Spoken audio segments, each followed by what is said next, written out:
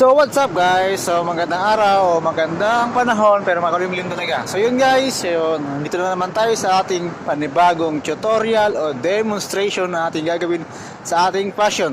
So ngayon guys, i-share ko naman guys kung paano ako magtuno ng ating D-type carb.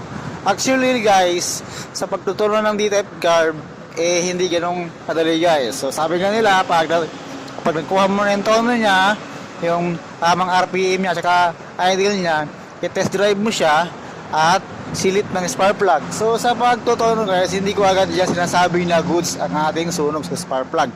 So minsan, tumatakbo muna ako ng mga 2 araw o 3 araw o minsan 500 kilometers bago po silipin yung ating spark plug. Kasi doon mo malalaman kung tama ang ating reading ng spark plug, no? So ngayon guys, mag-share naman tayo ng ating 2 tips o 2 pagtutono ng ating D-type carb. Actually, hindi ko alam kung bakit ako lang ang nakakagawa nito.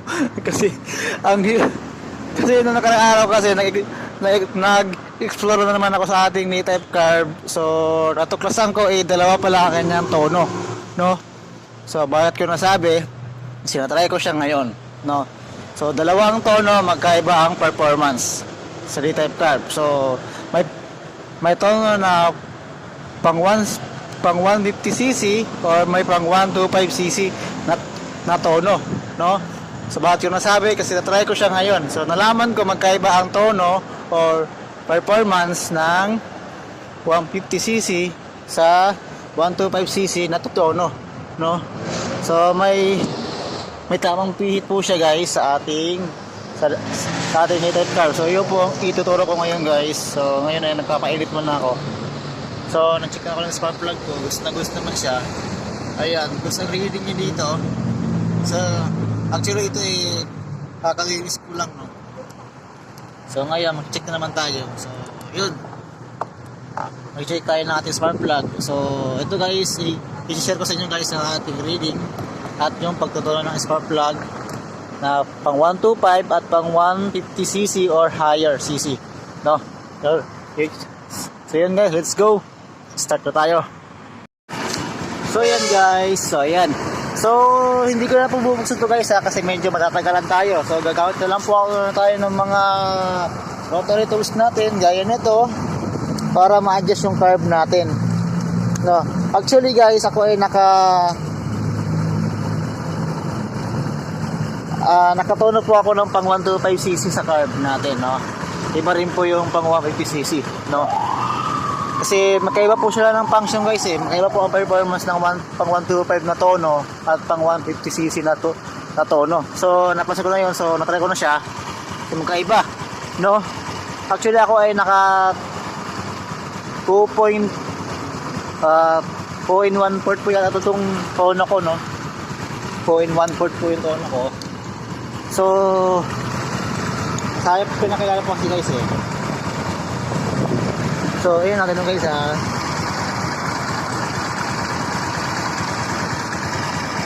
So ayan dito. So kung isasagot ko siya guys, pasara.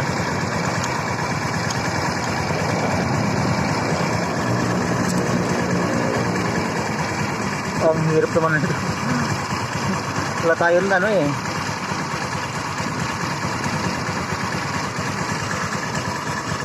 yan, nakuha rin natin. Ay, hindi pala. Ang hirap naman. So, dito na po ako nagtutono. O, nag-a-adjust ng ating carb. Ayan. So, i-close ko po siya guys. So, nakuha ko na siya. Close. Close ko natin. So, ayan, humina yung ating idle. So, namatay siya. So, iba po kasi ang tono ng pang 150cc na tono guys. So, ikot tayo ng either na 1 in 1 port po yata yung inikot ko dito o 2 in 1 port. Ikot tayo. Ano ba yun?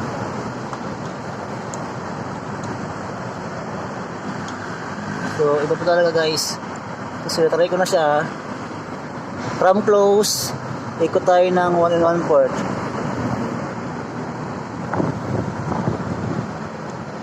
Kalahati, isa, and 1 port. So try natin paanda rin guys. Pag gusto na siya sabihin, hindi pa yun nakuha ang tono.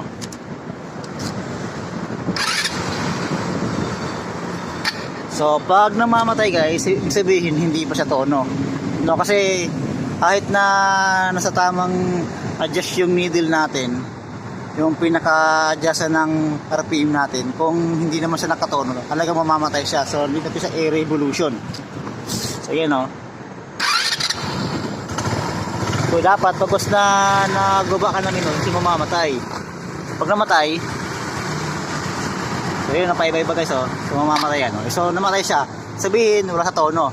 So dito tayo ng dalawa.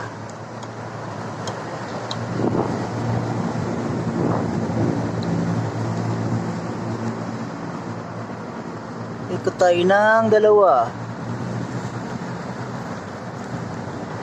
So dalawa.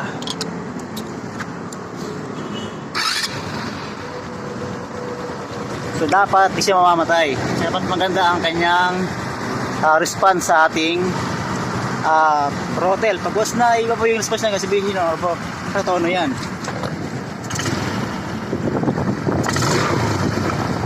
So yun.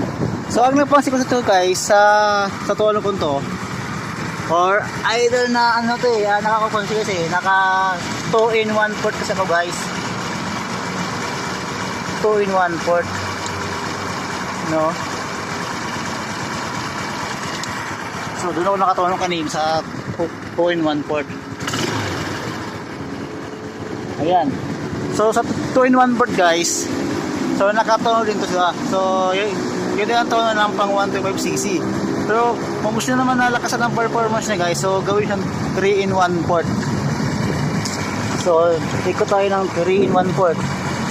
3 kalahati, 3 1 port. So yan guys, di ba tumakas yung idle sabihin kasi medyo nasusupply siya ng magandang gas.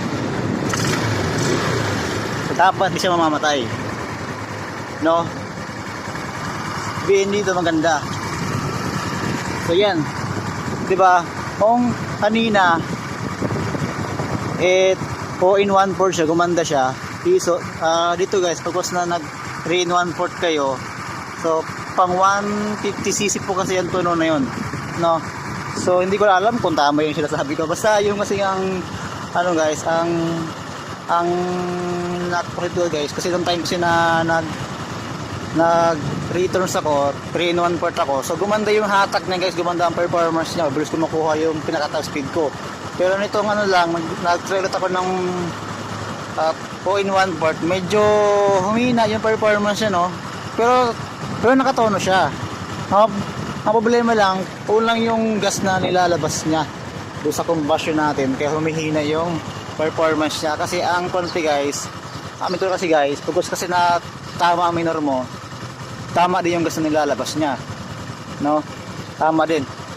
So ang na-conclude to guys, ang naobserbahan ko dito ay medyo humina yung performance niya, no? Hindi agad-agad siya nagre-response sa arangkada, no? Kailangan ko muna i-diin siya ng 1 port para lang mabante, no? Parang nadidelay yung power niya pero nakatono siya, no? Ito ngayon naka 3 in 1 port siya, pero so ito nyo naman guys, yung gulong ko, ito talaga yung gulong.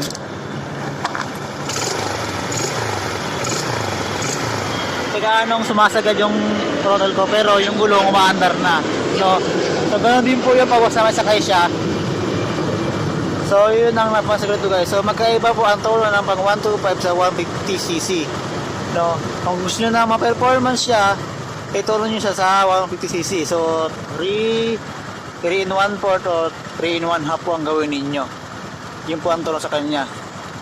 Tapos or gusto nyo naman ng pang 125cc lang, ito na siya lang 4 in 1 port o 2 in 1 half. Yun ang gawin nyo guys. Nasa inyo, pero nakatono pa rin po yung guys, tipid pa rin po sa gas yun. Yun nga lang, hihina lang ang performance niya, no?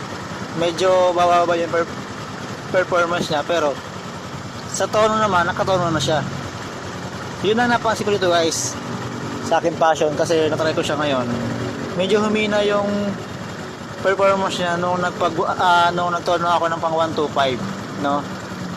Pag gusto ng D-type guys, pag gusto ng D-type kayo, kung gusto nyo makuha yung tamang tono, start muna kayo sa, kung gusto nyo ng pang 125 na tono guys, start muna kayo sa close, tapos ikot kayo pabukas pa 2.5 o 2 in 1 port, 2 in 1 half, mga ganon guys ang tono ninyo.